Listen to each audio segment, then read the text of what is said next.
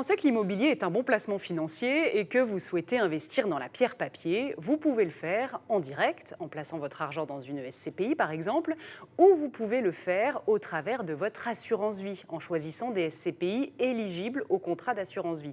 Pensez-y car en faisant cela, vous profitez aussi des avantages de ce support d'investissement, notamment en termes de fiscalité, qui est plus intéressante que celle des revenus fonciers ou des plus-values immobilières. Par exemple, après 8 ans de détention d'un contrat, si vous souhaitez récupérer vos fonds, vous bénéficiez d'un abattement fiscal sur vos gains de 4 600 € pour une personne seule ou du double si vous êtes marié ou pacsé.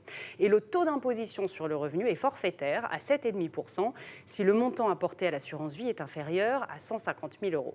Par ailleurs, mettre de l'immobilier dans une assurance vie, c'est une manière de diversifier ses placements. Cela permet de répartir les risques par rapport au marché action, par exemple, puisqu'une baisse de la bourse ne signifie pas nécessairement une baisse du marché de l'immobilier. Enfin, la pierre est un bon moyen de dynamiser la performance de son contrat d'assurance vie. Même si, attention, qui dit espérance de rendement supérieure dit toujours prise de risque supérieure. La première étape est donc d'étudier votre profil d'investisseur et votre horizon de placement.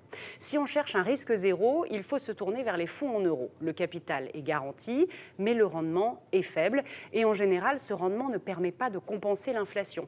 Par exemple, en 2021, il était de 1,5%. Or, actuellement, l'inflation est autour de 4,5%, ce qui signifie automatiquement une perte de pouvoir d'achat. Pour avoir un rendement plus élevé, il faut prendre plus de risques et investir sur des unités de compte dont le capital n'est pas garanti.